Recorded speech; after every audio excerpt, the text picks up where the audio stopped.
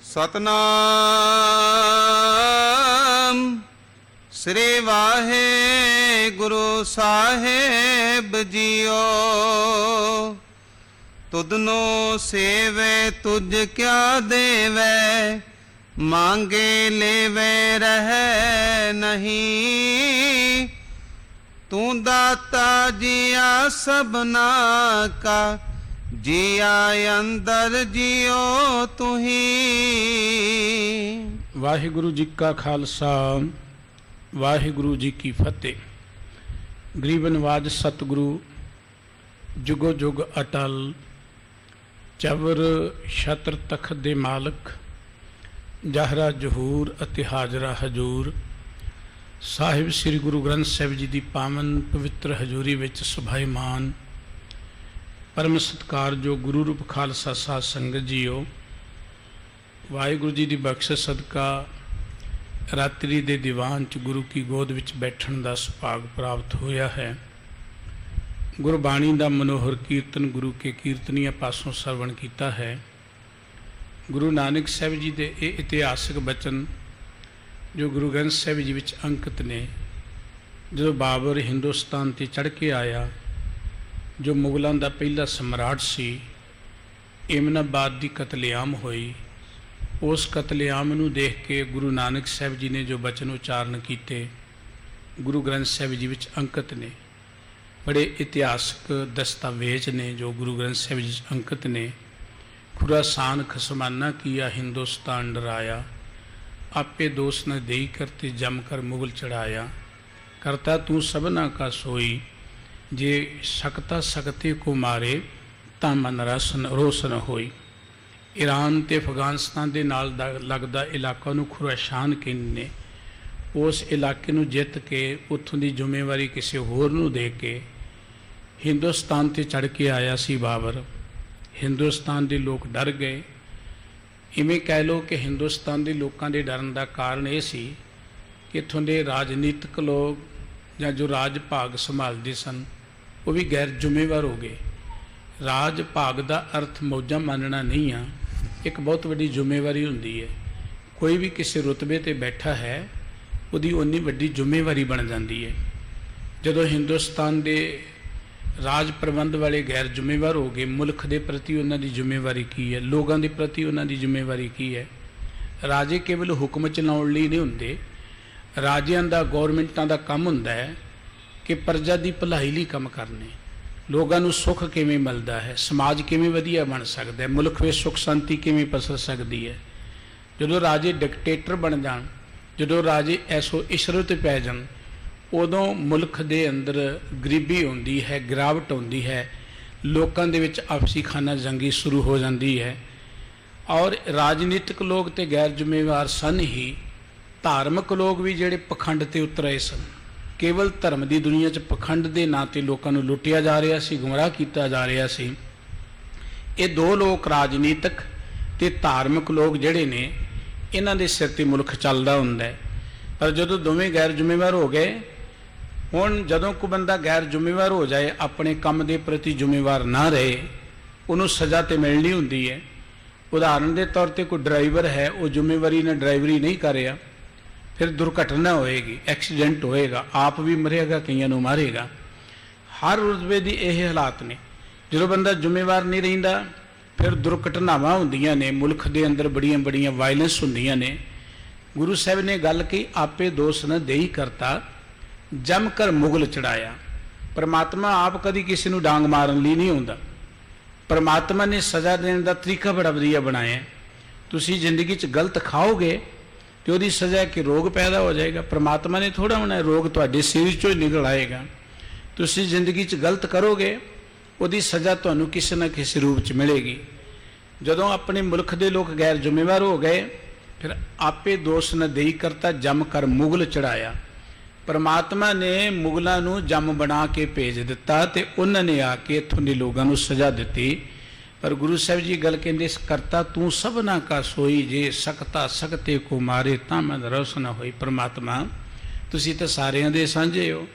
देखो जे तगड़ा तगड़े नूं मारे फिर कोई गला नहीं है, पर सकता सी मारे पै वगे खसमे साह पुरसाई। ਤਗੜਾ ਬੰਦਾ ਜਿਹੜਾ ਹੈ ਉਹ ਇਵੇਂ ਕਹਿ ਲਓ ਕਿ ਸ਼ੇਰ ਕਿਸੇ ਗਊਆਂ ਦੇ ਵਗ ਤੇ ਆ ਪੈ ਜੇ, ਤੇ ਮਾਲਕ ਦਾ ਫਰਜ਼ ਹੈ ਆਪਣੇ ਉਸ ਵਗ ਦੀ ਰੱਖਿਆ ਕਰਨੀ। ਇਵੇਂ ਜਦੋਂ ਕੋਈ ਬਾਹਰੋਂ ਚੜ ਕੇ ਆਏ, ਪਬਲਿਕ ਨੂੰ ਮਾਰ ਪਏ, ਤੇ ਹਾਕਮਾਂ ਦਾ ਫਰਜ਼ ਹੁੰਦਾ ਲੋਕਾਂ ਦੀ ਰੱਖਿਆ ਕਰਨੀ। ਪਰਮਾਤਮਾ ਜੀ ਤੁਹਾਡਾ ਫਰਜ਼ ਹੈ ਲੋਕਾਂ ਦੀ ਰੱਖਿਆ ਕਰਨੀ। ਗੁਰੂ ਸਾਹਿਬ ਜੀ ਨੇ ਇਹ ਬਚਨ ਜਿਹੜੇ ਸਨ ਉਚਾਰਨ ਕੀਤੇ ਇਮਨਾਬਾਦ ਦੇ ਇਲਾਕੇ ਵਿੱਚ ਪਰਮਾਤਮਾ ਨਾਲ ਗੱਲਬਾਤ ਕਰਦਿਆਂ ਹੋਇਆਂ। ਕੀ ਹਾਲਾਤ ਹੋਏ ਕਿ ਖਸਮ ਵਿਸਾ ਰਤਨ ਵਿਗਾੜ ਵਿਗੋਏ ਕੁੱਤੀ ਮੋਹਿਆ ਸਾਰ ਨਾ ਕਾਈ, ਜੇ ਕੋ ਨਾਉ ਧਰਾਏ ਵੱਡਾ ਸਾਧ ਕਰੇ ਮਨ ਭਾਣੇ, ਖਸਮੀ ਨਦਰੀ ਕੀੜਾ ਆਵੇ ਜੇਤੇ ਚੁਗੇ ਦਾਣੇ। ਬੰਦਾ ਜ਼ਿੰਦਗੀ ਜਿੰਨਾ ਮਰਜੀ ਵੱਡਾ ਫਨੇ ਖਾਂ ਬਣ ਜੇ ਕਿ ਮੈਂ ਰਾਜਾ ਹਾਂ ਜਾਂ ਮੇਰੇ ਕੰਟਰੋਲ 'ਚ ਇਹਨਾਂ ਕੁਝ ਹੈ ਜਾਂ ਮੈਂ ਇਹਨਾਂ ਧਨਵਾਨ ਹਾਂ, ਰੱਬ ਦੀਆਂ ਨਜ਼ਰਾਂ 'ਚੋਂ ਇੱਕ ਕੀੜਾ ਹੀ ਹੁੰਦਾ ਹੈ। ਇੱਕ ਕੀੜੇ ਤੋਂ ਵੱਧ ਕੁਝ ਨਹੀਂ ਹੈ। ਜਿੰਨੇ ਮਰਜੀ ਉਹ ਦੁਨੀਆ ਅੰਦਰ ਮੌਜ ਮੇਲਾ ਸੁੱਖ ਮਾਣ ਲਏ, ਪਰ ਸਤਿਗੁਰੂ ਜੀ ਕਹਿੰਦੇ ਅਖੀਰ ਉਹਨੂੰ ਦੁਖੀ ਹੋਣਾ ਪੈਂਦਾ ਹੈ।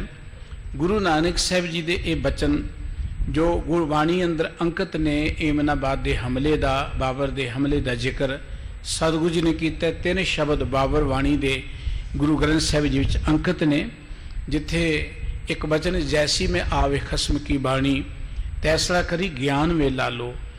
ਔਰ ਉਹ ਸ਼ਬਦ ਅੰਦਰ ਵੀ ਸਤਿਗੁਰੂ ਜੀ ਨੇ ਉੱਥੇ ਦੇ ਹਾਲਾਤ ਵਰਣਨ ਕੀਤੇ ਨੇ। ਆਪ ਜੀ ਇਹ ਸ਼ਬਦ ਸਰਵਣ ਕਰ ਰਹੇ ਸੀ। ਜਗਤ ਗੁਰੂ ਨਾਨਕ ਸਾਹਿਬ ਜੀ ਮਹਾਰਾਜ ਦੇ ਜੀਵਨ ਇਤਿਹਾਸ ਚੋਂ ਆਪ ਜੀ ਹਰ ਰੋਜ਼ ਕਥਾ ਵਿਚਾਰ ਵੀ ਸਰਵਣ ਕਰਦੇ ਹੋ। ਇੱਕ ਵਾਰਤਾ ਚੱਲ ਰਹੀ ਹੈ। ਸਤਿਗੁਰੂ ਜੀ ਲਾਹੌਰ ਦੇ ਇਲਾਕੇ 'ਚ ਨੇੜੇ ਇੱਕ ਨਗਰ 'ਚ ਗਏ ਨੇ। ਨਗਰ ਦੇ ਲੋਕੀ ਬਹੁਤ ਹੀ ਰੁੱਖੇ ਸੁਭਾਅ ਦੇ ਨੇ, ਹੰਕਾਰੀ ਸੁਭਾਅ ਦੇ ਨੇ। ਆਏ ਗਏ ਦਾ ਸਤਿਕਾਰ ਤਾਂ ਕੀ ਕਰਨੇ, ਸਗੋਂ ਤਿਰਸਕਾਰ ਕਰਦੇ ਨੇ। ਸਤਿਗੁਰੂ ਨਾਨਕ ਸਾਹਿਬ ਜੀ ਨਗਰ 'ਚ ਗਏ। ਪਿੰਡ ਦੇ ਲੋਕੀ ਆਪਣੇ ਸੁਭਾਅ ਅਨੁਸਾਰ ਸਤਿਗੁਰੂ ਜੀ ਨੂੰ ਦੇਖ ਕੇ ਮਖੌਲ ਕਰਦੇ ਨੇ। ਕਿਸੇ ਨੇ ਸਤਿਗੁਰੂ ਜੀ ਨੂੰ ਨਗਰ 'ਚ ਬੈਠਣ ਵੀ ਨਾ ਦਿੱਤਾ ਕਿ ਗੁਰੂ ਸਾਹਿਬ ਜੀ ਇਹ ਗੱਲ ਕਰਦੇ ਭਾਈ ਤੁਸੀਂ ਵੱਸਦੇ ਰਹੋ। ਅੱਗੇ ਚਲੇ ਗਏ। ਅਗਲੇ ਇੱਕ ਨਗਰ ਸਤਿਗੁਰੂ ਜੀ ਦੀ ਬੜੀ ਆਓ ਭਗਤ ਹੋਈ ਹੈ। ਗੁਰੂ ਸਾਹਿਬ ਜੀ ਨੂੰ ਬੜਾ ਪਿਆਰ ਦਿੱਤਾ, ਸਤਿਕਾਰ ਦਿੱਤਾ, ਬੜੀ ਸੇਵਾ ਕੀਤੀ। ਤੇ ਗੁਰੂ ਸਾਹਿਬ ਜੀ ਨੇ ਇੱਕ ਬਚਨ ਕਹਿਤਾ, ਤੁਸੀਂ ਉੱਜੜ ਜਾਓ। ਮਰਦਾਨਾ ਜੀ ਨੇ ਸਵਾਲ ਕੀਤਾ, ਮਹਾਰਾਜ ਜਿਹੜੇ ਇੰਨੇ ਕਮਲੇ ਲੋਕ ਜਿਨ੍ਹਾਂ ਨੇ ਇਹਨਾਂ ਤੁਹਾਡਾ ਤਿਰਸਕਾਰ ਕੀਤਾ, ਤੁਸੀਂ ਉਹਨਾਂ ਨੂੰ ਕਿਹਾ ਵੱਸਦੇ ਰਹੋ, ਇੰਨੇ ਚੰਗੇ ਲੋਕਾਂ ਨੂੰ ਤੁਸੀਂ ਉੱਜੜਨ ਲਈ ਕਹਿ ਦਿੱਤਾ। ਗੁਰੂ ਸਾਹਿਬ ਜੀ ਨੇ ਇੱਕ ਗੱਲ ਕੀ, ਮਰਦਾਨਿਆਂ ਇਹ ਚੰਗੇ ਲੋਕ ਜਿੱਥੇ ਜਾਣਗੇ ਚੰਗਿਆਈ ਦਾ ਹੀ ਪ੍ਰਚਾਰ ਕਰਨਗੇ, ਲੋਕਾਂ ਨੂੰ ਵੀ ਚੰਗੇ ਬਣਨ ਦੀ ਪ੍ਰੇਰਣਾ ਕਰਨਗੇ, ਸਮਾਜ ਵਿੱਚ ਚੰਗੇ ਗੁਣ ਪੈਦਾ ਕਰਨਗੇ। ਇਹ ਬੁਰੇ ਲੋਕ ਜਿੱਥੇ ਜਾਣਗੇ ਇਹਨਾਂ ਨੇ ਬੁਰੇ ਕੰਮ ਹੀ ਕਰਨੇ, ਇੱਥੇ ਵਸੇ ਰਹਿਣ ਤੇ ਚੰਗੀ ਗੱਲ ਹੈ। ਉਸ ਨਗਰ 'ਚ ਬੈਠ ਕੇ ਸਤਿਗੁਰੂ ਜੀ ਨੇ ਇੱਕ ਸ਼ਬਦ ਉਚਾਰਿਆ ਸੀ, ਮਲਾਰ ਰਾਗ ਦਾ ਸਭ ਤੋਂ ਪਹਿਲਾ ਸ਼ਬਦ, ਜਿਹਦੀ ਰਮਤਾ ਇੱਥੋਂ ਹੁੰਦੀ ਸੀ ਕਿ ਖਾਣਾ ਪੀਣਾ ਹੱਸਣਾ ਸੌਣਾ ਵਿਸਰ ਗਿਆ ਹੈ ਮਰਨਾ, ਖਸਮ ਵਿਸਾਰ ਖੁਆਰੀ ਕੀਨੀ ਤ੍ਰਿਗ ਜੀਵਨ ਨਹੀਂ ਰਹਿਣਾ, ਪ੍ਰਾਣੀ ਏਕੋ ਨਾਮ ਧਿਆਵੋ ਆਪਣੀ ਪਤ ਸੇਤੀ ਕਰ ਜਾਵੋ। ਸਤਿਗੁਰੂ ਜੀ ਕਹਿੰਦੇ, ਉਹ ਬੰਦਿਆ ਇੱਕ ਪਰਮਾਤਮਾ ਦਾ ਨਾਮ ਜਪਿਆ ਕਰ, ਇੱਜ਼ਤ ਲੈ ਕੇ ਜਾਏਗਾ, ਰੱਬ ਦੇ ਦਰ ਤੇ ਤੇਰਾ ਸਤਿਕਾਰ ਹੋਏਗਾ। ਪਰ ਮਨੁੱਖ ਨੂੰ ਤਾਂ ਜ਼ਿੰਦਗੀ ਅੰਦਰ ਖਾਣ ਪੀਣ ਸੌਣ ਤੋਂ ਬਿਨਾਂ ਕੰਮ ਹੀ ਕੋਈ ਨਹੀਂ ਹੈ। ਮੌਤ ਭੁੱਲ ਗਈ, ਰੱਬ ਨੂੰ ਭੁਲਾ ਕੇ ਮਨੁੱਖ ਖੁਆਰ ਹੋ ਰਿਹਾ ਹੈ। ਅਜਿਹੀ ਜ਼ਿੰਦਗੀ ਤ੍ਰਿਗ ਹੈ, ਅਜਿਹੀ ਜ਼ਿੰਦਗੀ ਲਾਹਨਤਾਂ ਫਿਟਕਾਰ ਯੋਗ ਹੈ, ਜਿਹੜੀ ਕੇਵਲ ਖਾਣ ਪੀਣ ਤੱਕ ਹੀ ਸੀਮਤ ਹੈ, ਆਪਣੇ ਤੱਕ ਸੀਮਤ ਹੈ। ਗੁਰੂ ਸਾਹਿਬ ਜੀ ਇਸ ਮੁਖ ਵਾਕ ਦੇ ਅੰਦਰ ਹੋਰ ਜੋ ਉਪਦੇਸ਼ ਦੇ ਰਹੇ ਨੇ, ਆਓ ਆਪਾਂ ਮਿਲ ਕੇ ਅਗਲੇ ਬਚਨ ਸਰਵਣ ਕਰੀਏ। ਗੁਰੂ ਪਿਆਰ ਜੁੜਦੇ ਆ, ਮੁਖ ਤੋਂ ਉਚਾਰਨ ਕਰੀਏ ਜੀ, ਸਤਨਾਮ ਵਾਹਿਗੁਰੂ ਜੀ। ਤੁਧਨੂੰ ਸੇਵੇ ਤੁਝ ਕਿਆ ਦੇਵੇ, ਮੰਗੇ ਲੈਵੇ ਰਹਿ ਨਹੀਂ। ਵਾਹਿਗੁਰੂ ਜੀ ਜਿਹੜੇ ਤੁਹਾਡੀ ਸੇਵਾ ਕਰਦੇ ਭਲਾ ਤੁਹਾਨੂੰ ਕੀ ਦਿੰਦੇ ਨੇ? ਬੰਦਾ ਰੱਬ ਨੂੰ ਕੀ ਦੇ ਸਕਦਾ ਹੈ? ਸਭ ਕੁਝ ਤਾਂ ਰੱਬ ਦਾ ਹੀ ਬਣਾਇਆ ਹੈ। ਇਹ ਸਾਨੂੰ ਬੜਾ ਵੱਡਾ ਭਰਮ ਹੈ ਜੀ, ਅਸੀਂ ਬਹੁਤ ਸੇਵਾ ਕਰਦੇ ਹਾਂ, ਅਸੀਂ ਲੰਗਰ 'ਚ ਬੜੇ ਪੈਸੇ ਦਿੰਦੇ ਹਾਂ ਜੀ, ਅਸੀਂ ਬੜੀ ਸੇਵਾ ਕਰਦੇ ਹਾਂ। ਗੁਰਬਾਣੀ ਦਾ ਇੱਕ ਬਚਨ, ਜੇ ਕੋ ਹੋਏ ਬਹਿ ਦਾਤਾਰ ਤਿਸ ਦੇਨਹਾਰ ਜਾਣੇ ਗਵਾਰ। ਰੱਬ ਦੀਆਂ ਦਿੱਤੀਆਂ ਦਾਤਾਂ ਤੇ ਉਹਨੂੰ ਲੈ ਕੇ ਕਹੇ ਜੀ ਅਸੀਂ ਦਾਤੇ ਬਣ ਗਏ, ਅਸੀਂ ਬੜਾ ਦਾਨ ਕਰ ਰਹੇ ਹਾਂ। ਰੱਬ ਇਹੋ ਜਿਹੇ ਲੋਕਾਂ ਨੂੰ ਮੂਰਖ ਹੀ ਗਿਣਦਾ। ਕੋਈ ਮਾਲੀ ਹੈ ਕਿਸੇ ਦੇ ਬਾਗ ਵਿੱਚ, ਮਾਲਕ ਆ ਗਿਆ ਚੱਲ ਕੇ, ਮਾਲੀ ਨੇ ਅੱਗੋਂ ਇੱਕ ਟੋਕਰੀ ਉਸੇ ਹੀ ਬਾਗ 'ਚੋਂ ਤੋੜੀ ਫਲਾਂ ਦੀ ਤੇ ਉਹਦੇ ਅੱਗੇ ਭੇਟ ਕਰਤੀ, ਲਓ ਜੀ ਮੈਂ ਤੁਹਾਨੂੰ ਆਪਣੇ ਵੱਲੋਂ ਇਹ ਤੋਹਫਾ ਦੇ ਰਿਹਾ। ਤੇ ਮਾਲਕ ਤੇ ਹੱਸੇਗਾ ਹੀ ਨਾ ਵੀ ਬਾਗ ਮੇਰਾ, ਸਭ ਕੁਝ ਮੇਰਾ ਤੇ ਮੈਨੂੰ ਹੀ ਤੋਹਫਾ ਦੇ ਰਿਹਾ। ਜੋ ਕੁਝ ਸਾਡੇ ਕੋਲ ਹੈ ਇਹ ਪ੍ਰਮਾਤਮਾ ਦਾ ਦਿੱਤਾ ਹੋਇਆ ਹੈ, ਤੇ ਪ੍ਰਮਾਤਮਾ ਦੀਆਂ ਦਿੱਤੀਆਂ ਚੀਜ਼ਾਂ ਦਾ ਤੇ ਸਗੋਂ ਸਾਨੂੰ ਸ਼ੁਕਰਾਨਾ ਕਰਨਾ ਚਾਹੀਦਾ। ਉਲਟਾ ਅਸੀਂ ਕਹਿੰਦੇ ਜੀ ਰੱਬ ਦੇ ਨਾਂ ਤੇ ਬੜਾ ਦਾਨ ਕਰਦੇ, ਅਸੀਂ ਜੀ ਬੜੀ ਸੇਵਾ ਕਰਦੇ ਰੱਬ ਦੇ ਨਾਂ ਤੇ। ਮਨੁੱਖ ਦਾ ਇੱਕ ਸੁਭਾਅ ਬਣ ਗਿਆ ਕਿਤੇ ਚੰਗਾ ਕੰਮ ਕਰ ਲੈਣਾ ਕਹਿੰਦਾ ਫੋਟੋ ਲੱਗਣੀ ਚਾਹੀਦੀ ਹੈ ਮੇਰੀ। ਤੁਸੀਂ ਦੇਖਿਆ ਕਿਤੇ 4 ਰੋਟੀਆਂ ਵੀ ਵੰਡਣ ਲੱਗ ਪੈਣਾ, ਇੱਕ ਬੰਨੇ ਫੋਟੋ ਖਿਚਾਉਣੀ ਸ਼ੁਰੂ ਕਰਨ ਦੇ, ਇੱਕ ਬੰਨੇ ਰੋਟੀਆਂ ਫੜਾਉਣੀਆਂ ਭੁੱਖਿਆਂ ਨੂੰ ਸ਼ੁਰੂ ਕਰ ਦਿੰਦੇ ਨੇ। ਸ਼ੋਸ਼ਣ ਕਰਦੇ ਕਿਸੇ ਦੀ ਗਰੀਬੀ ਦਾ। ਇਹੋ ਜਿਹੇ ਲੋਕ ਇਹ ਦਾਨੀ ਨਹੀਂ ਹੈ, ਇਹ ਹੋਛੇ ਲੋਕ ਨੇ। ਇਹ ਰੱਬ ਦੀਆਂ ਨਜ਼ਰਾਂ 'ਚ ਪ੍ਰਵਾਨ ਨਹੀਂ ਹੁੰਦੇ ਇਹੋ ਜਿਹੇ ਲੋਕ ਜਿਹੜੇ ਆਪਣਾ ਅਡੰਬਰ ਕਰਦੇ ਨੇ। ਸਤਿਗੁਰੂ ਜੀ ਕਹਿੰਦੇ ਜਿਹੜੇ ਤੁਹਾਨੂੰ ਸੇਵਦੇ ਨੇ ਉਹ ਤੁਹਾਨੂੰ ਕੀ ਦਿੰਦੇ ਨੇ? ਉਹ ਤਾਂ ਸਗੋਂ ਤੁਹਾਡੇ ਕੋਲੋਂ ਮੰਗਦੇ ਹੀ ਨੇ। ਜੇ ਰੱਬ ਨੂੰ ਕੋਈ ਚੇਤੇ ਕਰਦਾ ਰੱਬ ਕੋਲੋਂ ਮੰਗਦਾ ਹੀ ਹੈ, ਰੱਬ ਨੂੰ ਕੋਈ ਦਿੰਦਾ ਨਹੀਂ ਹੈ। ਤੂੰ ਦਾਤਾ ਜੀਆ ਸਭਨਾ ਕਾ, ਜੀਆ ਅੰਦਰ ਜਿਉ ਤੁਹੀ। ਪਰਮਾਤਮਾ ਜੀ ਤੁਸੀਂ ਸਾਰੇ ਜੀਵਾਂ ਦੇ ਦਾਤੇ ਹੋ, ਜੀਵਾਂ ਦੇ ਅੰਦਰ ਵੀ ਤੁਸੀਂ ਬੈਠੇ ਹੋਏ ਹੋ ਤੇ ਜੀਵਾਂ ਨੂੰ ਦਾਤਾਂ ਵੀ ਤੁਸੀਂ ਦੇ ਰਹੇ ਹੋ। ਗੁਰਮੁਖ ਧਿਆਵੇ ਸੇ ਅੰਮ੍ਰਿਤ ਪਾਵੇ, ਸਈ ਸੁਚੇ ਹੋਈ। ਜਿਹੜੇ ਗੁਰੂ ਦੀ ਮੱਤ ਦੇ ਰਾਹੀਂ ਪ੍ਰਮਾਤਮਾ ਨੂੰ ਚੇਤੇ ਕਰਦੇ ਨੇ ਉਹ ਜ਼ਿੰਦਗੀ ਵਾਹਿਗੁਰੂ ਜੀ ਦੇ ਨਾਮ ਅੰਮ੍ਰਿਤ ਨੂੰ ਪ੍ਰਾਪਤ ਕਰ ਲੈਂਦੇ ਨੇ। ਅੰਮ੍ਰਿਤ ਦਾ ਅਰਥ ਹੈ ਕਿ ਉਹ ਵਸਤੂ ਜਿਹਨੂੰ ਪ੍ਰਾਪਤ ਕਰਨ ਦੇ ਨਾਲ ਮਨੁੱਖ ਦੇ ਅੰਦਰੋਂ ਮੌਤ ਦਾ ਡਰ ਹੀ ਮਿਟ ਜਾਏ, ਔਰ ਉਹੀ ਮਨੁੱਖ ਸੁੱਚੇ ਗਿਣੇ ਜਾਂਦੇ ਨੇ ਜਿਹੜੇ ਪ੍ਰਮਾਤਮਾ ਦੇ ਨਾਮ ਨਾਲ ਜੁੜਦੇ ਹਨ। ਅਹਨਿਸ ਨਾਮ ਜਪੋਰੇ ਪ੍ਰਾਣੀ, ਮੈਲੇ ਹੱਛੇ ਹੋਈ। ਸਤਿਗੁਰੂ ਜੀ ਕਹਿੰਦੇ ਭਾਈ ਹਰ ਰੋਜ਼ ਹਰ ਵੇਲੇ ਪ੍ਰਮਾਤਮਾ ਨੂੰ ਚੇਤੇ ਰੱਖਿਆ ਕਰੋ। ਜ਼ਿੰਦਗੀ ਅੰਦਰ ਪਵਿੱਤਰ ਹੋਣ ਦਾ ਇੱਕੋ ਇੱਕ ਤਰੀਕਾ ਹੈ ਪ੍ਰਮਾਤਮਾ ਦੀ ਯਾਦ। ਸਰੀਰਕ ਤੰਦਰੁਸਤੀ ਲਈ ਨਹਾਉਣਾ ਜ਼ਰੂਰੀ ਹੈ, ਪਰ ਸਰੀਰਕ ਤੌਰ ਤੇ ਇਸ਼ਨਾਨ ਕਰਨ ਨਾਲ ਕੋਈ ਪਵਿੱਤਰ ਜਾਂ ਸੁੱਚਾ ਨਹੀਂ ਹੋ ਜਾਂਦਾ। ਸੁੱਚਾ ਤੇ ਉਦੋਂ ਹੁੰਦਾ ਜਦੋਂ ਉਹਦੇ ਅੰਦਰ ਸੱਚ ਵਸਦਾ ਹੈ।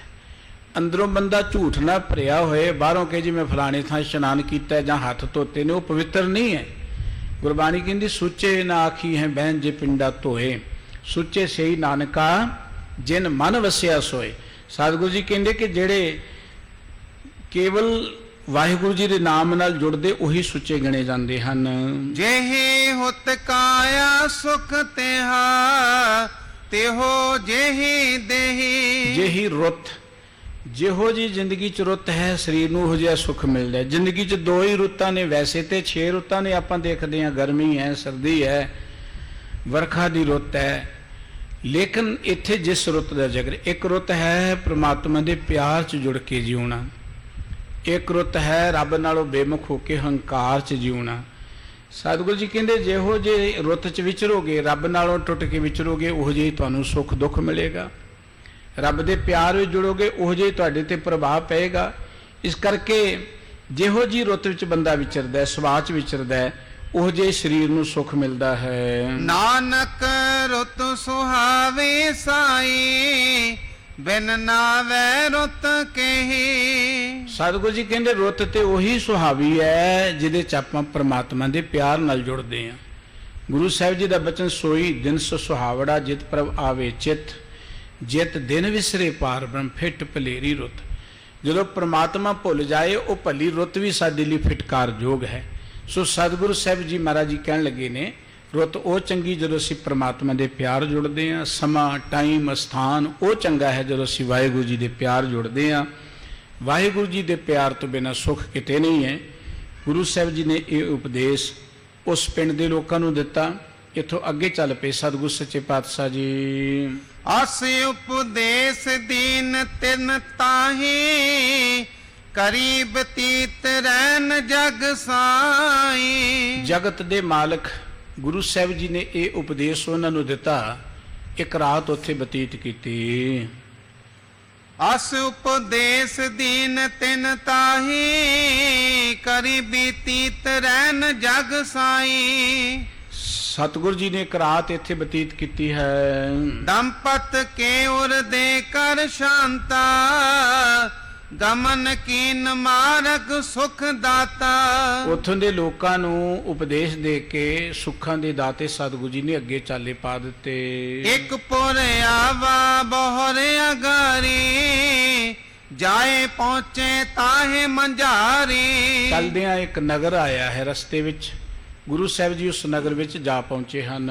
ਰਹਿਨ ਰਹਿਨ ਹਿਤ ਖੋਜਤ ਥਾਹੇ, ਜਿਨ ਕੀਨੇ ਬ੍ਰਹਮੰਡ ਬਣਾਏ। ਉਹ ਗੁਰੂ ਨਾਨਕ ਸਾਹਿਬ ਜੀ ਮਹਾਰਾਜ ਜਿਹੜੇ ਜਗਤ ਦੇ ਮਾਲਕ ਨੇ, ਪ੍ਰਮਾਤਮਾ ਦਾ ਰੂਪ ਨੇ, ਉਹ ਸਤਿਗੁਰੂ ਜੀ ਇਸ ਨਗਰ ਵਿੱਚ ਇੱਕ ਰਾਤ ਰਹਿਣ ਦੇ ਲਈ ਥਾਂ ਲੱਭ ਰਹੇ ਨੇ ਕਿ ਰਾਤ ਰਹਿਣਾ ਕਿੱਥੇ ਠਹਿਰੀਏ ਅਸੀਂ। ਤਹਾਂ ਬਸੇਰਾ ਦੇਤ ਨ ਕੋ, ਬੈਠੇ ਜਹਾਂ ਉਠਾਵੇ ਸੋ।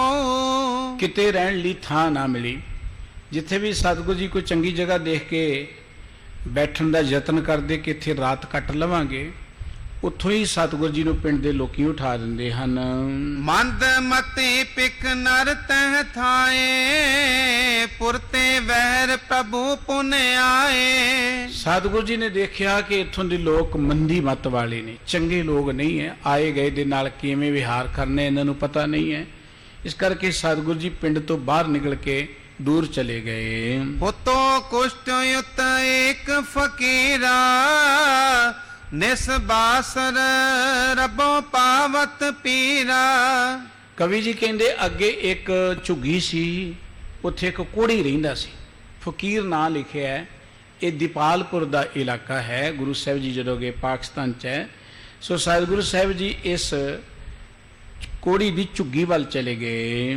ਦੇਖ ਦਇਆ ਨਿਦ ਕਰਨਾ ਆਈ, ਚੁੰਗੀ ਟਿਕ ਬੈਠੇ ਜਗ ਸਾਈ। ਉਹ ਵਿਅਕਤੀ ਜਿਹਦੇ ਸਰੀਰ ਤੇ ਕੋੜ ਦਾ ਰੋਗ ਸੀ, ਬੜਾ ਦੁਖੀ ਸੀ, ਉਹਨੂੰ ਬੜੀ ਪੀੜਾ ਹੋ ਰਹੀ ਸੀ। ਇੱਕ ਤੇ ਰੋਗ ਦੀ ਪੀੜਾ ਤੇ ਹੈ ਹੀ ਹੈ, ਦੂਜੀ ਗੱਲ ਉਹਨੂੰ ਪਿੰਡ ਤੋਂ ਬਾਹਰ ਕੱਢ ਦਿੱਤਾ, ਕੱਲਾ ਹੈ, ਕੋਈ ਉਹਦੇ ਨੇੜੇ ਤੇੜੇ ਨਹੀਂ ਹੈ।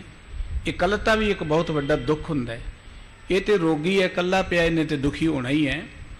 ਕੱਲਾ ਬੰਦਾ ਵੀ ਜਿਹੜਾ ਕਿਤੇ ਚੰਗਾ ਤੰਦਰੁਸਤ ਬੰਦਾ ਵੀ ਕਿਤੇ ਕੱਲਾ ਹੋਏ ਨਾ, ਤੇ ਉਹ ਵੀ ਜੇ ਚੰਗੇ ਪਾਸੇ ਨਾ ਲੱਗਿਆ ਹੋਵੇ ਤੇ ਪਰੇਸ਼ਾਨ ਹੀ ਰਹਿੰਦਾ। ਇਸ ਕਰਕੇ ਇਹ ਬੜਾ ਪਰੇਸ਼ਾਨ ਹੈ, ਬੜਾ ਦੁਖੀ ਹੈ। ਗੁਰੂ ਨਾਨਕ ਸਾਹਿਬ ਜੀ ਮਹਾਰਾਜ ਦੇ ਮਨ 'ਚ ਤਰਸ ਆ ਗਿਆ ਇਸ ਨੂੰ ਦੇਖ ਕੇ, ਤੇ ਸਤਿਗੁਰੂ ਜੀ ਇਹਦੀ ਝੁੱਗੀ ਦੇ ਨੇੜੇ ਜਾ ਬੈਠੇ ਹਨ। ਕਹੇ ਫਕੀਰ ਬੇਦ ਕਰ ਦੋ, ਮੋਰ ਸਮੀਪ ਨ ਆਵਤ ਕੋ। ਫਕੀਰ ਨੇ ਉਹ ਜਿਹੜਾ ਕੋੜੀ ਸੀ ਉਹਨੇ ਹੱਥ ਜੋੜ ਕੇ ਬੇਨਤੀ ਕੀਤੀ ਸਤਿਗੁਰੂ ਜੀ ਨੂੰ ਦੇਖ ਕੇ। ਕਹਿਣ ਲੱਗਾ ਮਹਾਰਾਜ ਮੇਰੇ ਨੇੜੇ ਤੇ ਕੋਈ ਨਹੀਂ ਆਉਂਦਾ, ਬੰਦਿਆਂ ਨੇ ਤਾਂ ਕੀ ਆਉਣਾ ਹੈ, ਮੇਰੇ ਨੇੜੇ ਤੇ ਪਸ਼ੂ ਪੰਛੀ ਵੀ ਨਹੀਂ ਆਉਂਦੇ। ਮੇਰੇ ਸਰੀਰ ਤੇ ਕੋੜ ਦਾ ਰੋਗ ਹੈ, ਮੇਰੇ ਤੋਂ ਸਾਰੇ ਡਰਦੇ ਹਨ। ਖਗ ਪਾਗੇ ਪਿਖ ਗਿਣਤੀ ਕਾ ਨਰਾ, ਤੁਮ ਆਏ ਮੋ ਪਰ ਕਰਨਾ ਕਰ। ਲੋਕਾਂ ਦੀ ਤਾਂ ਗੱਲ ਹੀ ਕੀ ਹੈ, ਮਨੁੱਖਾਂ ਦੀ। ਪੰਛੀ ਵੀ ਮੇਰੀ ਝੁੱਗੀ 'ਚ ਨਹੀਂ ਆਉਂਦੇ, ਉਹ ਵੀ ਨੇੜੇ ਨਹੀਂ ਰਹਿੰਦੇ। ਮੈਨੂੰ ਦੇਖ ਕੇ ਉਹ ਵੀ ਭੱਜ ਜਾਂਦੇ। ਤੁਸੀਂ ਇੱਥੇ ਕਿਉਂ ਆ ਗਏ ਹੋ? ਰਹਿਣ ਬਸੇਰਾ ਕਰਤੇ ਥਾਨਾ, ਨੈ ਪੋਟੇ ਬੈਠੇ ਗਤ ਦਾਨਾ। ਮਹਾਰਾਜ ਤੁਸੀਂ ਬੜੀ ਕਿਰਪਾ ਕੀਤੀ, ਮੇਰੇ ਤੇ ਤਰਸ ਕੀਤਾ ਜੋ ਮੇਰੀ ਝੁੱਗੀ 'ਚ ਆਏ ਹੋ। ਗੁਰੂ ਸਾਹਿਬ ਜੀ ਰਾਤ ਉੱਥੇ ਠਹਿਰੇ। ਗੁਰੂ ਸਾਹਿਬ ਜੀ ਰਾਤ ਆਰਾਮ ਨਾਲ ਨਹੀਂ ਰਹੇ। ਗੁਰੂ ਸਾਹਿਬ ਜੀ ਦਾ ਮਕਸਦ ਹੈ ਲੋਕਾਂ ਦੇ ਦੁੱਖਾਂ ਨੂੰ ਦੂਰ ਕਰਨਾ, ਮੁਕਤੀ ਦੇ ਦਾਤੇ, ਸੁਖ ਦੇਣ ਵਾਲੇ। ਗਰੀਬ ਨਿਵਾਜ ਸਤਿਗੁਰੂ ਜੀ ਨੇ ਇੱਕ ਰਾਤ ਇੱਥੇ ਬਤੀਤ ਕੀਤੀ ਹੈ। ਸਭ ਨਿਸ ਕੁਸ਼ਟੀ ਸੰਕਟ ਪਾਵੇ, ਹਾਏ ਹਾਏ ਕਹਿ ਕੇ ਬਿਲ ਲਾਵੇ। ਇਹ ਵਿਅਕਤੀ ਸਾਰੀ ਰਾਤ ਤੜਫਦਾ ਰਿਹਾ, ਹਾਏ ਹਾਏ ਕਰਦਾ ਰਿਹਾ। ਇਹਦੇ ਸਰੀਰ ਤੇ ਰੋਗ ਹੈ, ਮਨ ਕਰਕੇ ਵੀ ਦੁਖੀ ਹੈ। ਅਰਧ ਨਿਸਾ ਬੀਤੀ ਜਬ ਹੈ, ਸ੍ਰੀ ਬੇਦੀ ਕੁਲ ਕੇਤ। ਕਵੀ ਜੀ ਕਹਿੰਦੇ ਜਦੋਂ ਅੱਧੀ ਰਾਤ ਬਤੀਤ ਹੋ ਗਈ, ਧੰਨ ਗੁਰੂ ਨਾਨਕ ਸਾਹਿਬ ਜੀ ਮਹਾਰਾਜ ਨੇ ਦੇਖਿਆ ਕਿ ਇਹ ਤਾਂ ਬੜਾ ਦੁਖੀ ਹੈ। ਸ਼ਬਦ ਉਚਾਰਨ ਕੀਨ ਤਬ ਸੰਕਟ, ਕਟਨੇ ਹੇਤ। ਸਤਿਗੁਰੂ ਜੀ ਨੇ ਇਹਦੇ ਦੁੱਖ ਦੂਰ ਕਰਨ ਦੇ ਲਈ ਗੁਰਬਾਣੀ ਦਾ ਸ਼ਬਦ ਉਚਾਰਨ ਕੀਤਾ। ਸਤਿਗੁਰੂ ਜੀ ਨੇ ਬਾਣੀ ਵੀ ਉਚਾਰਨ ਕੀਤੀ, ਇਹਨੂੰ ਆਤਮਿਕ ਆਨੰਦ ਦੇਣ ਦੇ ਲਈ ਉਪਦੇਸ਼ ਦਿੱਤਾ। ਤੇ ਦਿਆਲੂ ਸਤਿਗੁਰੂ ਜੀ ਨੇ ਕੋਈ ਸਰੀਰਕ ਤੌਰ ਤੇ ਵੀ ਇਹਦਾ ਇਲਾਜ ਕੀਤਾ ਹੋਏਗਾ। ਗੁਰੂ ਕਾ ਇਤਿਹਾਸ ਆਪਾਂ ਪੜ੍ਹਦੇ ਹਾਂ। ਗੁਰੂ ਅਰਜਨ ਦੇਵ ਜੀ ਨੇ ਕੋੜੀਆਂ ਦੇ ਲਈ ਹਸਪਤਾਲ ਖੋਲ੍ਹਿਆ ਸੀ। ਗੁਰੂ ਅਮਰਦਾਸ ਜੀ ਮਹਾਰਾਜ ਦੇ ਕੋਲ ਭਾਈ ਲਾਲੋ ਜੀ ਬੜੇ ਤਗੜੇ ਵੈਦ ਸਨ, ਹਕੀਮ ਸਨ, ਜਿਹਨੂੰ ਆਪਾਂ ਕਹਿੰਦੇ ਕਿ ਤੇਈਏ ਤਾਪ ਨੂੰ ਉਹਨਾਂ ਕਾਬੂ ਕਰ ਲਿਆ। ਦਰਅਸਲ ਉਹ ਐਕਸਪਰਟ ਸਨ ਇਸ ਰੋਗ ਦੇ। ਗੁਰੂ ਹਰਿਰਾਏ ਸਾਹਿਬ ਜੀ ਮਹਾਰਾਜ ਨੇ ਕੀਰਤਪੁਰ ਸਾਹਿਬ ਜੀ ਵਿੱਚ ਕਿੱਡਾ ਵੱਡਾ ਦਵਾਖਾਨਾ ਖੋਲ੍ਹਿਆ ਲੋਕਾਂ ਦੀ ਸੇਵਾ ਦੇ ਲਈ। ਸਰੀਰ ਦਾ ਧਰਮ ਹੈ, ਇਹਦੇ ਤੇ ਵੀ ਰੋਗ ਆਉਂਦੇ ਹੀ ਨੇ, ਦੁੱਖ ਸੁੱਖ ਆਉਂਦੇ ਰਹਿੰਦੇ ਨੇ। ਤੇ ਸਰੀਰ ਦੇ ਰੋਗ ਤੇ ਦਵਾਈ ਦੇ ਨਾਲ ਹੀ ਦੂਰ ਹੋਣੇ ਨੇ। ਮਨ ਦੇ ਰੋਗ ਜਿਹੜੇ ਨੇ ਉਹ ਵਾਹਿਗੁਰੂ ਜੀ ਦੇ ਪਿਆਰ ਨਾਲ ਸ਼ੁਰੂ ਹੋਣੇ ਨੇ। ਇਹ ਬਿਲਕੁਲ ਠੀਕ ਹੈ ਕਿ ਸਰੀਰ ਤੇ ਰੋਗ ਬਾਅਦ ਚ ਆਉਂਦਾ, ਪਹਿਲਾਂ ਮਨ ਵਿੱਚ ਆਉਂਦਾ। ਮਨ ਰੋਗੀ ਹੈ ਤੇ ਸਰੀਰ ਵੀ ਰੋਗੀ ਹੋਏਗਾ। ਮਨ ਤੰਦਰੁਸਤ ਨਹੀਂ ਹੈ ਤੇ ਸਰੀਰ ਦਾ ਤੰਦਰੁਸਤ ਹੋਣਾ ਕਿਸੇ ਅਰਥ ਨਹੀਂ ਹੈ। ਇਸ ਕਰਕੇ ਸਤਿਗੁਰੂ ਜੀ ਨੇ ਇਹਦੇ ਮਾਨਸਿਕ ਰੋਗਾਂ ਨੂੰ ਕੱਟਣ ਦੇ ਲਈ, ਇਹਨੂੰ ਮਨ ਦੀ ਸ਼ਾਂਤੀ ਦੇ ਲਈ ਇੱਕ ਪਾਵਨ ਪਵਿੱਤਰ ਗੁਰਬਾਣੀ ਦਾ ਸ਼ਬਦ ਉਚਾਰਨ ਕੀਤਾ ਹੈ। ਜਿਉ ਤਪਤ ਹੈ ਬਾਰੋ ਬਾਰ, ਤਪ ਤਪ ਖਪੈ ਬਹੁਤ ਬੇਕਾਰ। ਇਹ ਪਵਿੱਤਰ ਮੁਖਵਾਕ ਧਨਾਸਰੀ ਰਾਗ ਵਿੱਚ ਹੈ ਗੁਰੂ ਨਾਨਕ ਸਾਹਿਬ ਜੀ ਦਾ। ਇਹਦੀਆਂ ਜੋ ਕੇਂਦਰੀ ਰਾਹੋ ਵਾਲੀਆਂ ਪੰਕਤੀਆਂ ਨੇ ਕਿ ਜੈ ਤਨ ਬਾਣੀ ਵਿਸਰ ਜਾਏ, ਜਿਉ ਪੱਕਾ ਰੋਗੀ ਵਿਲ ਲਾਏ, ਬਹੁਤਾ ਬੋਲਣ ਝੱਖਣ ਹੋਏ, ਬਿਨ ਬੋਲੇ ਜਾਣੇ ਸਭ ਸੋਏ। ਗੁਰੂ ਸਾਹਿਬ ਜੀ ਕਹਿੰਦੇ ਕਿ ਬੰਦਾ ਜ਼ਿੰਦਗੀ ਅੰਦਰ ਰੱਬ ਨਾਲੋਂ ਟੁੱਟ ਕੇ ਦੁਖੀ ਹੁੰਦਾ ਹੈ। ਦੁਖੀ ਹੋ ਕੇ ਨਾ ਐਵੇਂ ਦੂਜਿਆਂ ਨੂੰ ਦੋਸ਼ ਦੇਈ ਜਾਏਗਾ, ਕਈ ਤਰ੍ਹਾਂ ਦੇ ਗੀਲੇ ਰੱਬ ਤੇ ਕਰੀ ਜਾਏ, ਰੱਬ ਮੇਰੀ ਸੁਣਦਾ ਨਹੀਂ ਹੈ, ਰੱਬ ਨੇ ਬੜਾ ਜ਼ੁਲਮ ਕੀਤਾ। ਆਪਾਂ ਦੇਖਦੇ ਹੀ ਹਾਂ, ਤੰਦਰੁਸਤ ਹੋਏ ਬੰਦੇ ਕੋ ਪ੍ਰਭਤਾ ਹੋਏ, ਧਨ ਹੋਏ, ਕਦੀ ਨਹੀਂ ਕਹਿੰਦਾ ਕਿ ਰੱਬ ਨੇ ਮੈਨੂੰ ਬਹੁਤ ਕੁਝ ਦਿੱਤਾ। ਕੋਈ ਭਾਗਾਂ ਵਾਲਾ ਕਹਿੰਦਾ, ਤੇ ਜੇ ਕਿਤੇ ਜ਼ਿੰਦਗੀ 'ਚ ਵਿਪਤਾ ਦੇ ਫੇਰਗਾ ਜੀ ਰੱਬ ਨੇ ਵੀ ਸਾਡੇ ਤੇ ਜ਼ੁਲਮ ਕਰ ਦਿੱਤਾ, ਰੱਬ ਨੇ ਸਾਡੇ ਤੇ ਬੜਾ ਕਹਿਰ ਵਰਤਾਇਆ। ਜਿੱਦਾਂ ਬੰਦਾ ਇਦਾਂ ਕਹਿੰਦਾ ਕਿ ਤੇ ਸੁੱਖ ਵੇਲੇ ਕਿ ਰੱਬ ਨੇ ਬੜੀ ਕਿਰਪਾ ਕੀਤੀ ਮੇਰੇ ਤੇ, ਜਿਹੜੇ ਕਹਿੰਦੇ ਨੇ ਉਹ ਭਾਗਾਂ ਵਾਲੇ ਨੇ। ਪਰ ਬਹੁਤ ਘੱਟ ਲੋਕ ਨੇ ਜਿਹੜੇ ਸੁੱਖ ਵੇਲੇ ਰੱਬ ਦਾ ਧੰਨਵਾਦ ਕਰਨ ਕਿ ਰੱਬ ਨੇ ਬੜੀ ਕਿਰਪਾ ਕੀਤੀ। ਉਦੋਂ ਤੇ ਬੰਦਾ ਮੈਂ ਹੀ ਕਰਦਾ ਫਿਰਦਾ, ਉਦੋਂ ਬੰਦਾ ਹੰਕਾਰ 'ਚ ਲੋਕਾਂ ਨੂੰ ਹੀ ਦਬੱਲੀ ਫਿਰਦਾ, ਲੋਕਾਂ ਦੇ ਹੱਕ ਮਾਰਦਾ, ਲੋਕਾਂ ਤੇ ਜ਼ੁਲਮ ਕਰਦਾ, ਲੋਕਾਂ ਦੇ ਨਾਲ ਅਨਿਆਂ ਕਰਦਾ ਹੈ, ਬਹੁਤ ਕੁਝ ਕਰਦਾ ਹੈ। ਪਰ ਜਦੋਂ ਕਿਤੇ ਉਹਨੂੰ ਉਹਦੇ ਕਰਮਾਂ ਦੀ ਮਾਰ ਪੈਂਦੀ ਹੈ ਨਾ, ਫਿਰ ਕਹੂਗਾ ਜੀ ਰੱਬ ਨੇ ਬੜਾ ਜ਼ੁਲਮ ਕੀਤਾ, ਫਿਰ ਰੱਬ ਨੂੰ ਉਲਾਮੇ ਦੇਈ ਜਾਏਗਾ। ਸਤਿਗੁਰੂ ਸਾਹਿਬ ਜੀ ਕਹਿੰਦੇ ਨੇ ਕਿ ਬਹੁਤਾ ਬੋਲਣ ਝੱਖਣ ਹੋਏ, ਵਿਣ ਬੋਲੇ ਜਾਣੇ ਸਭ ਸੋਏ। ਐਵੇਂ ਬਹੁਤਾ ਬੋਲੀ ਜਾਣਾ, ਗਿਲੇ ਕਰੀ ਜਾਣਾ, ਕਹੋ ਜੀ ਰੱਬ ਸੁਣਦਾ ਨਹੀਂ, ਉੱਥੇ ਅਰਦਾਸ ਕੀਤੀ, ਇਹ ਤੇ ਝੱਖ ਮਾਰਨ ਵਾਲੀ ਗੱਲ ਹੈ। ਬਿਨਾਂ ਬੋਲਣ ਤੋਂ ਜਾਣਦਾ ਸਾਡੀ ਗੱਲ, ਸਾਨੂੰ ਕੀ ਚਾਹੀਦਾ ਹੈ, ਕਦੋਂ ਚਾਹੀਦਾ ਹੈ, ਕਿੰਨਾ ਚਾਹੀਦਾ ਹੈ, ਉਹਨੂੰ ਪਤਾ ਹੈ। ਅਸੀਂ ਉਹਦੇ ਯੋਗ ਤਾਂ ਹੋ ਜਾਈਏ, ਅਸੀਂ ਯੋਗ ਨਹੀਂ ਹੋਣਾ ਚਾਹੁੰਦੇ। ਅਸੀਂ ਰੱਬ ਦੇ ਨਾਲ ਸੰਘਰਸ਼ ਕਰਦੇ ਹਾਂ, ਅਸੀਂ ਰੱਬ ਦੇ ਨਾਲ ਪੂਰਾ ਆਡਾ ਲਾ ਲੈਨੇ ਕਿ ਆਪਾਂ ਅਰਦਾਸ ਕਰਕੇ ਲੈ ਹੀ ਲੈਣਾ। ਚੰਗੀ ਗੱਲ ਹੈ, ਸਾਡਾ ਅਧਿਕਾਰ ਹੈ ਅਰਦਾਸ ਕਰਨਾ, ਪਰ ਆਪਾਂ ਉਹਦੇ ਯੋਗ ਨਹੀਂ ਹੋਵਾਂਗੇ ਤੇ ਗੱਲ ਬਣੇਗੀ ਨਹੀਂ। ਅਰਦਾਸ ਕਰੀਏ, ਅਰਦਾਸ ਇਹ ਕਰੀਏ ਕਿ ਵਾਹਿਗੁਰੂ ਜੀ ਸਾਨੂੰ ਸਮਤ ਬਖਸ਼ੋ, ਸਾਨੂੰ ਤੁਸੀਂ ਇਸ ਗੱਲ ਦੇ ਯੋਗ ਬਣਾ ਦਿਓ ਕਿ ਅਸੀਂ ਦੁੱਖਾਂ ਤੇ ਮੁਕਤ ਹੋ ਜਾਈਏ। ਗੁਰਬਾਣੀ ਸਾਨੂੰ ਇੱਕ ਅਜਿਹੀ ਜੀਵਨ ਜਾਂਚ ਦਿੰਦੀ ਹੈ, ਉਹ ਦੁੱਖਾਂ ਤੋਂ ਭੱਜਣ ਦੀ ਗੱਲ ਨਹੀਂ ਕਰਦੀ। ਗੁਰਬਾਣੀ ਕਹਿੰਦੀ ਆਪਾਂ ਬਾਣੀ ਇਹੋ ਜਾਈਏ ਕਿ ਦੁੱਖ ਆਪਣੇ ਆਪ ਹੀ ਸਾਡੇ ਤੋਂ ਦੂਰ ਭੱਜਣੇ ਹੋ ਜਾਣ। ਜਿਵੇਂ ਚਾਨਣ ਕਰ ਦਿਓ ਤੇ ਹਨੇਰਾ ਆਪੇ ਭੱਜ ਜਾਂਦਾ ਹੈ, ਹਨੇਰਾ ਨੇੜੇ ਨਹੀਂ ਆਉਂਦਾ। ਗੁਰਬਾਣੀ ਸਾਡੀ ਜ਼ਿੰਦਗੀ 'ਚ ਚਾਨਣ ਕਰਦੀ ਹੈ ਕਿ ਅਸੀਂ ਜਿਉਣਾ ਕਿਵੇਂ ਹੈ, ਅਸੀਂ ਖਾਣਾ ਕੀ ਹੈ, ਅਸੀਂ ਬੋਲਣਾ ਕਿਵੇਂ ਹੈ, ਅਸੀਂ ਰਹਿਣਾ ਕਿਵੇਂ ਹੈ। ਜੇ ਕਿਤੇ ਸਾਨੂੰ ਪਤਾ ਲੱਗ ਜਾਏ ਕਿ ਅਸੀਂ ਖਾਣਾ ਕੀ ਹੈ, ਰਹਿਣਾ ਕਿਵੇਂ ਹੈ, ਬੋਲਣਾ ਕਿਵੇਂ, ਰਿਸ਼ਤੇਦਾਰੀਆਂ ਕਿਵੇਂ ਨਿਭਾਉਣੀਆਂ ਨੇ, ਕੰਮ ਕਿਵੇਂ ਕਰਨਾ, ਤੇ ਕੋਈ ਦੁੱਖ ਨਹੀਂ ਹੈ ਜ਼ਿੰਦਗੀ 'ਚ। ਦੁੱਖ ਕਿੱਥੋਂ ਸ਼ੁਰੂ ਹੁੰਦੇ ਨੇ? ਸਾਡੇ ਬੋਲ ਚਾਲ ਤੋਂ ਸ਼ੁਰੂ ਹੁੰਦੇ ਨੇ। ਦੁੱਖ ਕਿੱਥੋਂ ਸ਼ੁਰੂ ਹੁੰਦੇ ਨੇ? ਸਾਡੇ ਖਾਣ ਪੀਣ ਤੋਂ ਸ਼ੁਰੂ ਹੁੰਦੇ ਨੇ। ਖਸਮ ਵਿਸਾਰ ਕੀਏ ਰਸ ਭੋਗ, ਤਾਂ ਤਨ ਉੱਠ ਖਲੋਏ ਰੋਗ। ਰੋਗ ਸਾਡੇ ਖਾਣ ਪੀਣ ਤੋਂ ਪੈਦਾ ਹੋਏ, ਦੁੱਖ ਸਾਡੇ ਬੋਲ ਚਾਲ ਤੋਂ ਪੈਦਾ ਹੋਏ। ਸਾਨੂੰ ਇਸ ਧਰਤੀ ਤੇ ਰਹਿਣਾ ਨਹੀਂ ਆਇਆ, ਦੁੱਖ ਤਾਂ ਪੈਦਾ ਹੋਏ। ਅਸੀਂ ਉਲਾਮੇ ਰੱਬ ਨੂੰ ਦੇਈ ਜਾਂਦੇ, ਰੱਬ ਸਾਡੀ ਸੁਣਦਾ ਨਹੀਂ ਆ। ਉੱਥੇ ਕਰਾਈ ਸੀ ਅਰਦਾਸ ਤਾਂ ਵੀ ਨਹੀਂ ਮੰਨੀ। ਸਤਿਗੁਰੂ ਜੀ ਕਹਿੰਦੇ ਤੇ ਝੱਖ ਮਾਰਨ ਵਾਲੀ ਗੱਲ ਹੈ। ਪਰਮਾਤਮਾ ਬਿਨਾਂ ਬੋਲਣ ਤੋਂ ਹੀ ਜਾਣਦਾ ਸਾਨੂੰ ਕੀ ਚਾਹੀਦਾ ਹੈ। ਰਮ ਤੋਂ ਕਿ ਜੀਓ ਤਪਤ ਹੈ ਬਾਰੋ ਬਾਰ, ਤਬ ਤਬ ਖਪੇ ਬਹੁਤ ਬੇਕਾਰ, ਜੈ ਤਨ ਬਾਣੀ ਵਿਸਰ ਜਾਏ, ਜਿਉ ਪੱਕਾ ਰੋਗੀ ਵਿਲ ਲਾਏ। ਗੁਰੂ ਸਾਹਿਬ ਜੀ ਕਹਿੰਦੇ ਕਿ ਜਿਸ ਮਨੁੱਖ ਦੇ ਅੰਦਰੋਂ ਪਰਮਾਤਮਾ ਦੀ ਸਿਫਤ ਸਲਾਹ ਹੀ ਭੁੱਲ ਗਈ, ਜਿਹਨੇ ਪਰਮਾਤਮਾ ਦੀ ਗੱਲ ਹੀ ਭੁਲਾ ਦਿੱਤੀ, ਪਰਮਾਤਮਾ ਦੇ ਗੁਣ ਗਾਉਣੇ, ਪਰਮਾਤਮਾ ਦੀ ਬਾਣੀ ਭੁਲਾ ਦਿੱਤੀ, ਉਹ ਤੇ ਅੰਦਰੋਂ ਐਵੇਂ ਤੜਫਦਾ ਜਿਵੇਂ ਕੋਹੜ ਦਾ ਰੋਗੀ ਤੜਫਦਾ। ਸਰੀਰ ਤੇ ਰੋਗ ਹੋਏ ਬੰਦਾ ਤੜਫੇ, ਮੰਨਿਆ ਉਹ ਸਰੀਰਕ ਤੌਰ ਤੇ ਰੋਗੀ ਹੈ। ਪਰ ਬਹੁਤ ਸਾਰੇ ਲੋਕ ਸਰੀਰਕ ਤੌਰ ਤੇ ਤੰਦਰੁਸਤ ਨੇ, ਪਰ ਫਿਰ ਵੀ ਤੜਫ ਰਹੇ ਨੇ, ਹਾਏ ਹਾਏ ਕਰ ਰਹੇ ਨੇ, ਬੜੇ ਦੁਖੀ ਆ ਜੀ, ਸਾਡੀ ਗੱਲ ਕੋਈ ਨਹੀਂ ਬਣਦੀ, ਸਾਡੀ ਸੁਣਦਾ ਕੋਈ ਨਹੀਂ ਜੀ, ਨਿਆਣੇ ਨਹੀਂ ਸੁਣਦੇ, ਫਲਾਣ ਨਹੀਂ ਸੁਣਦਾ, ਉਹ ਤੜਫੀ ਜਾਂਦੇ ਨੇ। ਉਹਦਾ ਕਾਰਨ ਕਿ ਅੰਦਰੋਂ ਰੱਬ ਭੁੱਲ ਗਿਆ। ਜਦੋਂ ਅੰਦਰੋਂ ਰੱਬ ਭੁੱਲ ਜਾਏਗਾ, ਸਤਿਗੁਰੂ ਜੀ ਕਹਿੰਦੇ ਫਿਰ ਕੀ ਹੋਏਗਾ? ਉਹ ਅੰਦਰੋਂ ਤਪੇਗਾ। ਜੀਓ ਤਪਤ ਹੈ ਬਾਰੋ ਬਾਰ। ਹੰਕਾਰ ਵਿੱਚ, ਕ੍ਰੋਧ ਵਿੱਚ, ਈਰਖਾ ਵਿੱਚ, ਤ੍ਰਿਸ਼ਨਾ ਵਿੱਚ ਬੰਦਾ ਅੰਦਰੋਂ ਤਪੀ ਜਾਂਦਾ। ਤਬ ਤਬ ਖਪੇ ਬਹੁਤ ਬੇਕਾਰ। ਅੰਦਰੋਂ ਜਦੋਂ ਪੀੜਤ ਹੁੰਦਾ ਹੈ ਨਾ, ਫਿਰ ਖਪਦਾ ਹੈ, ਗੁੱਸਾ ਕੱਢਦਾ ਹੈ, ਖਿੱਚਦਾ ਹੈ। ਸਤਿਗੁਰੂ ਜੀ ਕਹਿੰਦੇ ਸਭ ਬੇਕਾਰ ਇਹ ਗੱਲਾਂ। ਕਿਸੇ ਨਾਲ ਗੁੱਸਾ ਕਰਨ ਨਾਲ, ਕਿਸੇ ਨਾਲ ਖਿਜਣ ਨਾਲ, ਕਿਸੇ ਨਾਲ ਲੜਨਾ ਕੁਝ ਨਹੀਂ ਬਣਨਾ, ਸਭ ਬੇਕਾਰ ਹੈ। ਇਹ ਗੱਲ ਚੇਤੇ ਰੱਖੋ। ਜਦੋਂ ਅੰਦਰੋਂ ਰੱਬ ਦੀ ਗੱਲ ਭੁੱਲੀ, ਉਦੋਂ ਅਸੀਂ ਦੁਖੀ ਹੋਏ, ਉਦੋਂ ਸਾਡੇ ਅੰਦਰ ਅੱਗ ਬਲੀ। ਔਰ ਇਹਨਾਂ ਦੁੱਖਾਂ ਤੋਂ ਡਰਦਿਆਂ ਜਾਂ ਦੁੱਖਾਂ ਤੋਂ ਬਚਣ ਲਈ ਰੱਬ ਨੂੰ ਉਲਾਮੇ ਦੇਈ ਜਾਈਏ, ਰੱਬ ਦੇ ਨਾਲ ਹੀ ਗਿਲੇ ਗੁਜ਼ਾਰੀਆਂ ਕਰੀ ਜਾਈਏ, ਇਹ ਸਭ ਚੱਕ ਮਾਰਨ ਵਾਲੀ ਗੱਲ ਹੈ। ਰੱਬ ਸਾਡੇ ਬਾਰੇ ਚੰਗੀ ਤਰ੍ਹਾਂ ਜਾਣਦਾ ਕਿ ਅਸੀਂ ਦੁਖੀ ਕਿਉਂ ਹੈ, ਦੁੱਖ ਕਿਵੇਂ ਕੱਟਿਆ ਜਾਣਾ ਹੈ। ਜਿਨ ਕੰਨ ਕੀਤੇ ਅੱਖੀ ਨਾਕ, ਜਿਨ ਜੀਵਾ ਦਿੱਤੀ ਬੋਲੇ ਤਾਤ। ਸਤਿਗੁਰੂ ਜੀ ਕਹਿੰਦੇ ਹੋ ਬੰਦਿਆ, ਜਿਸ ਪ੍ਰਮਾਤਮਾ ਨੇ ਇੰਨੀ ਸੋਹਣੀ ਜ਼ਿੰਦਗੀ ਦਿੱਤੀ ਤੈਨੂੰ ਸਰੀਰ ਦਿੱਤਾ ਹੈ, ਸੁਣਨ ਦੇ ਲਈ ਕੰਨ ਲਗਾਏ ਨੇ, ਦੇਖਣ ਲਈ ਅੱਖੀਆਂ ਦਿੱਤੀਆਂ ਨੇ, ਸਵਾਸ ਲੈਣ ਲਈ ਤੈਨੂੰ ਨੱਕ ਲਗਾ ਦਿੱਤਾ ਹੈ, ਤੈਨੂੰ ਜੀਭ ਦਿੱਤੀ ਜਿਹੜੀ ਕਿੰਨੀ ਸੋਹਣੀਆਂ ਸੋਹਣੀਆਂ ਗੱਲਾਂ ਫਟਾਫਟ ਕਰਦੀ ਹੈ। ਏਡੀ ਵੱਡੀ ਕਿਰਪਾ ਕੀਤੀ ਪ੍ਰਮਾਤਮਾ ਨੇ। ਪ੍ਰਮਾਤਮਾ ਨੂੰ ਜੇ ਜਾਣਨਾ ਹੈ ਜਾਂ ਜ਼ਿੰਦਗੀ ਅੰਦਰ ਜੇ ਸੁੱਖ ਮੰਨਣਾ ਹੈ, ਕਦੀ ਸੋਚਿਆ ਕਰੋ ਜੇ ਸਾਡੇ ਕੋਲ ਅੱਖਾਂ ਨਾ ਹੁੰਦੀਆਂ ਤੇ ਕੀ ਕਰਦੇ ਅਸੀਂ। ਜਿਨ੍ਹਾਂ ਕੋਲ ਕੰਨ ਨਹੀਂ ਉਹ ਕਿਵੇਂ ਜਿਉਂਦੇ ਨੇ, ਜਿਨ੍ਹਾਂ ਦੇ ਕੋਲ ਰਸਨਾ ਨਹੀਂ, ਜਿਹੜੇ ਬੋਲ ਨਹੀਂ ਸਕਦੇ, ਉਹ ਕਿੰਦਾਂ ਦੀ ਜ਼ਿੰਦਗੀ ਹੈ ਉਹਨਾਂ ਦੀ। ਅਸੀਂ ਤੇ ਬਹੁਤ ਵਡਭਾਗੀ ਹਾਂ ਜਿਨ੍ਹਾਂ ਤੇ ਵਾਹਿਗੁਰੂ ਜੀ ਨੇ ਤੰਦਰੁਸਤੀ ਦੀ ਜਿਸ ਮਨੁੱਖ ਨੂੰ, ਉਹ ਬਹੁਤ ਵਡਭਾਗੀ ਹੈ। ਅੱਖੀਆਂ ਅਮੋਲ ਨੇ, ਇਹ ਕੰਨ ਅਮੋਲ ਨੇ, ਪਰ ਮਨੁੱਖ ਨੂੰ ਮੁਫਤ ਮਿਲਿਆ ਨਾ ਸਭ ਕੁਝ। ਜਦੋਂ ਕਿਤੇ ਅੱਖੀਆਂ ਚਲੇ ਜਾਣ ਫਿਰ ਬੰਦਾ ਕਹਿੰਦਾ ਡਾਕਟਰ ਸਾਹਿਬ ਪੈਸੇ ਜਿੰਨੇ ਮਰਜ਼ੀ ਲੱਗ ਜਾਣ, ਇੱਕ ਵਾਰੀ ਨਜ਼ਰ ਆ ਜਾਏ ਨਾ ਮੇਰੀ ਵਾਪਸ, ਭਾਵੇਂ ਕਿਸੇ ਦੀਆਂ ਹੀ ਲੈ ਕੇ ਡੋਨੇਟ ਕੀਤੀਆਂ ਲਾ ਦਿਓ। ਕੰਨ ਚਲੇ ਜਾਣ ਕਿੰਨੀ ਅਸੀਂ ਦੌੜ ਭੱਜ ਕਰਦੇ ਹਾਂ। ਸਤਿਗੁਰੂ ਜੀ ਕਹਿੰਦੇ ਜਿਸ ਪ੍ਰਮਾਤਮਾ ਨੇ ਅੱਖਾਂ ਦਿੱਤੀਆਂ, ਕੰਨ ਦਿੱਤੇ, ਨੱਕ ਦਿੱਤਾ, ਜਿਹਵਾ ਦਿੱਤੀ ਹੈ।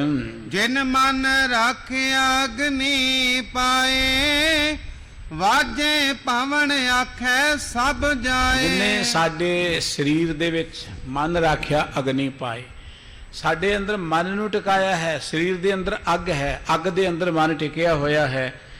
ਦੇਖੋ ਸਾਡੇ ਸਵਾਸ ਚੱਲ ਰਹੇ ਨੇ, ਵਾਜੇ ਪਵਨ, ਪਵਨ ਦਾ ਅਰਥ ਹੈ ਸਵਾਸ। ਸਾਡੇ ਸਵਾਸਾਂ ਦਾ ਵਾਜਾ ਚੱਲ ਰਿਹਾ, ਇਹ ਰੱਬ ਦੀ ਕਿਰਪਾ ਨਾਲ ਹੀ ਹੈ। ਮਾੜੇ ਜੇ ਸਾਹ ਬੰਦ ਹੋ ਜਾਣ ਤੇ ਕਹਿੰਦੇ ਜੇ ਤਾਂ ਮਰ ਗਿਆ। ਜਦੋਂ ਸਾਹ ਰੁਕ ਜਾਣ ਆਪਾਂ ਕਹਿੰਦੇ ਮਰ ਗਿਆ ਤਾਂ ਬੰਦਾ ਚੰਗਾ ਭਲਾ, ਬੰਦਾ ਸਾਹ ਰੁਕ ਗਿਆ ਆਪਾਂ ਕਹਿੰਦੇ ਤੇ ਗਿਆ ਬਈ। ਹੁਣ ਵਾਜੇ ਪਵਨ, ਸਤਿਗੁਰੂ ਸਾਹਿਬ ਜੀ ਕਹਿੰਦੇ ਨੇ ਆਖੇ ਸਭ ਜਾਏ। ਸਾਹ ਚੱਲਦੇ ਨੇ, ਅਸੀਂ ਤੁਰ ਫਿਰ ਕੇ ਗੱਲਬਾਤ ਕਰਦੇ ਹਾਂ, ਦੂਜਿਆਂ ਕੋਲ ਜਾ ਕੇ ਹਾਲ ਚਾਲ ਪੁੱਛਦੇ ਹਾਂ, ਜੋ ਵੀ ਕਰਦੇ ਹਾਂ ਇਸ ਕਰਕੇ ਕਰਦੇ ਕਿ ਸਾਡੇ ਸਾਹ ਚੱਲਦੇ ਨੇ, ਸਵਾਸਾਂ ਦਾ ਵਾਜਾ ਚੱਲ ਰਿਹਾ ਹੈ। ਪਰ ਜਿਹਦੀ ਕਿਰਪਾ ਸਦਕਾ ਚੱਲ ਰਿਹਾ, ਕਦੀ ਉਹਨੂੰ ਚੇਤੇ ਕੀਤਾ ਨਹੀਂ ਅਸੀਂ। ਜੇਤਾ ਮੋਹ ਪ੍ਰੀਤ ਸੁਆਦ, ਸਭਾ ਕਾਲਖ ਦਾਗਾ ਦਾਗ। ਪਰਮਾਤਮਾ ਨੂੰ ਭੁਲਾ ਕੇ ਜਿੰਨਾ ਅਸੀਂ ਦੁਨੀਆ ਦੇ ਮੋਹ ਚ ਪਿਆਰ ਚ ਪਏ ਆ, ਸਵਾਦਾਂ ਚ ਪਏ ਆ, ਇਹ ਸਿਰਫ ਤਾਂ ਸਿਰਫ ਸਾਡੇ ਮੱਥੇ ਤੇ ਕਾਲਖ ਹੀ ਮਲ ਰਿਹਾ, ਹੋਰ ਕੁਝ ਨਹੀਂ ਹੈ। ਰੱਬ ਨਾਲੋਂ ਟੁੱਟ ਕੇ ਅਸੀਂ ਜੋ ਕਰਦੇ ਆ, ਇਵੇਂ ਕਹਿ ਲਓ ਕਿ ਮੁਖਾਲਖ ਖੱਟ ਰਹੇ ਆਪਾਂ, ਦਾਗ ਹੀ ਖੱਟ ਰਹੇ, ਹੋਰ ਕੁਝ ਨਹੀਂ ਹੈ। ਦਾਗ ਇੰਨੇ ਲੱਗ ਗਏ ਨੇ ਸਾਡੇ ਤੇ, ਕਿਉਂਕਿ ਮੋਹ ਚ ਪੈ ਕੇ, ਪ੍ਰੀਤ ਪੈ ਕੇ ਅਸੀਂ ਝੂਠ ਬੋਲਦੇ ਹਾਂ, ਬੇਈਮਾਨੀਆਂ ਕਰਦੇ ਹਾਂ, ਹੇਰਾ ਫੇਰੀਆਂ ਕਰਦੇ ਹਾਂ, ਠੱਗੀਆਂ ਠੋਰੀਆਂ ਕਰਦੇ ਹਾਂ। ਇੰਨੇ ਅਸੀਂ ਅੰਦਰੋਂ ਮੈਲੇ ਹੋ ਚੁੱਕੇ ਹਾਂ, ਕਾਲੇ ਹੋ ਚੁੱਕੇ ਹਾਂ। ਸਤਿਗੁਰੂ ਸਾਹਿਬ ਜੀ ਕਹਿੰਦੇ ਮੈਲ ਕੋਈ ਇੱਕ ਦਿਨ ਚ ਧੁੱਪਣ ਵਾਲੀ ਨਹੀਂ ਹੈ, ਇਹ ਸਭ ਦਾਗ ਲੱਗੇ ਹੋਏ ਹਨ।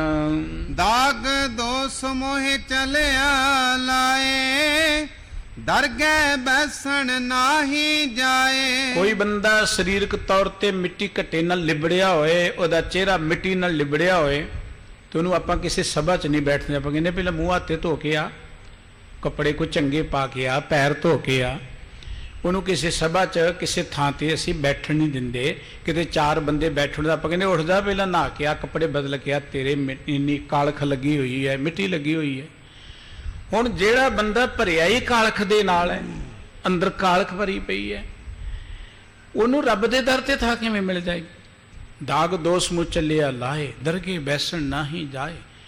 ਰੱਬ ਦੀਆਂ ਨਜ਼ਰਾਂ ਚੋਂ ਬੰਦਾ ਕਦੀ ਪ੍ਰਵਾਨ ਹੋ ਹੀ ਨਹੀਂ ਸਕਦਾ, ਜਿੰਨੀਆਂ ਮਰਜ਼ੀ ਉਹ ਅਰਦਾਸਾਂ ਕਰੀ ਜਾਏ, ਕਿਉਂਕਿ ਅੰਦਰ ਉਹਦੇ ਮੈਲ ਭਰੀ ਪਈ ਹੈ, ਅੰਦਰ ਕਾਲਖ ਭਰੀ ਪਈ ਹੈ। ਅੰਦਰੋਂ ਕਾਲਾ ਹੈ, ਬਾਹਰੋਂ ਠੀਕ ਹੈ, ਬੜੇ ਹੱਥ ਜੋੜ ਕੇ ਉਹ ਅਰਦਾਸਾਂ ਕਰ ਰਹੇ ਹੈ। ਅਰਦਾਸ ਕਰਨੀ ਚਾਹੀਦੀ ਹੈ, ਜ਼ਰੂਰ ਕਰਨੀ ਚਾਹੀਦੀ, ਪਰ ਅਰਦਾਸ ਇਹ ਕਰੀਏ ਕਿ ਵਾਹਿਗੁਰੂ ਜੀਓ ਸਾਨੂੰ ਵਿਵੇਕ ਮਤ ਦਿਓ। ਵਾਹਿਗੁਰੂ ਜੀ ਅਸੀਂ ਜ਼ਿੰਦਗੀ 'ਚ ਕਦੀ ਕਿਸੇ ਦਾ ਬੁਰਾ ਨਾ ਕਰੀਏ, ਅਸੀਂ ਕਦੀ ਕਿਸੇ ਦਾ ਹੱਕ ਨਾ ਮਾਰੀਏ, ਅਸੀਂ ਕਿਸੇ ਦਾ ਮਨ ਨਾ ਦੁਖਾਈਏ, ਇਹ ਅਰਦਾਸ ਕਰਨੀ ਚਾਹੀਦੀ। ਸੁੱਖ ਆਪੇ ਆਈ ਜਾਣਗੇ, ਮੰਗਣ ਦੀ ਲੋੜ ਨਹੀਂ ਹੈ, ਸੁੱਖ ਆਪੇ ਆਈ ਜਾਣਗੇ। ਸੁੱਖ ਮੰਗਿਆ ਨਹੀਂ ਮਿਲਣੇ, ਸੁੱਖ ਤਾਂ ਜ਼ਿੰਦਗੀ ਦੇ ਅੰਦਰ ਚੰਗੇ ਬਣਿਆ ਮਿਲਣੇ ਨੇ। ਜੇ ਲੋਕਾਂ ਨੂੰ ਸੁੱਖ ਦੇਵਾਂਗੇ ਸਾਨੂੰ ਦੁੱਗਣੇ ਹੋ ਕੇ ਸੁੱਖ ਮਿਲਣਗੇ। ਭਾਈ ਗੁਰਦਾਸ ਜੀ ਨੇ ਗੱਲ ਕੀ, ਦਿੱਤਾ ਲਈਏ ਆਪਣਾ ਅਣ ਦਿੱਤਾ ਕਿਛ, ਹੱਥ ਨਾ ਆਵੇ ਜਿਸ ਬੰਦੇ ਨੇ ਕਦੀ ਕਿਸੇ ਨੂੰ ਸੁੱਖ ਦਿੱਤਾ ਹੀ ਨਹੀਂ, ਲੋਕਾਂ ਨੂੰ ਲੁੱਟਿਆ ਹੀ ਹੈ, ਲੋਕਾਂ ਦਾ ਮਨ ਹੀ ਦਿਖਾਇਆ, ਜਿੰਨੀਆਂ ਮਰਜ਼ੀ ਅਰਦਾਸਾਂ ਕਰੀ ਜਾਏ ਕਦੀ ਸੁੱਖ ਨਹੀਂ ਮਿਲ ਸਕਦਾ ਉਹਨੂੰ।